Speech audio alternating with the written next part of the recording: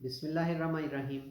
حمد و ثنا رب مہربان کے نام اور درود و سلام حضرت محمد مصطفیٰ صلی اللہ علیہ وآلہ وسلم پر۔ آپ اس وقت موجود ہیں عامر عثمان عادل کے ساتھ اپنے یوٹیوب چینل پہ۔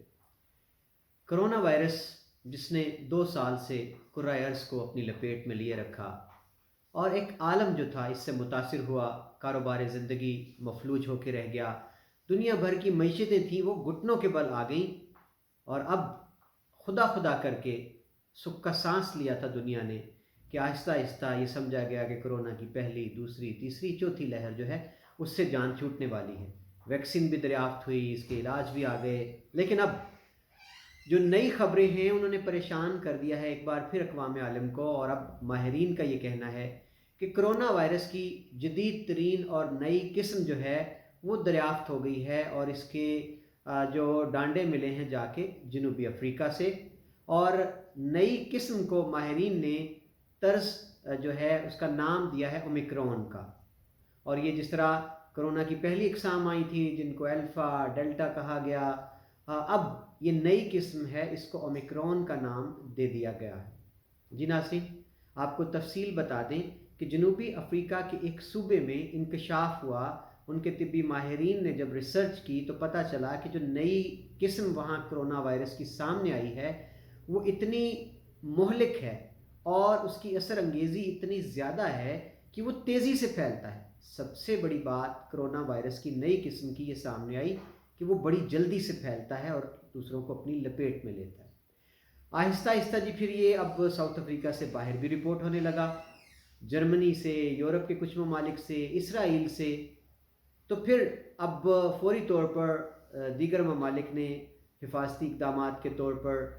فیصلہ کیا کہ پابندی لگا دی جائے کہ جو افریقہ کے 7 ممالک ہیں وہاں سے جتنی پروازیں آتی ہیں دیگر ممالک میں دنیا میں ان پر پابندی لگا دی جائے۔ اسی طرح آہستہ آہستہ پھر ممالک اپنی پروازیں جو کہ ساؤتھ افریقہ یا افریقی ممالک میں جانے والی ہیں ان پر بھی پابندی لگا دیں گے۔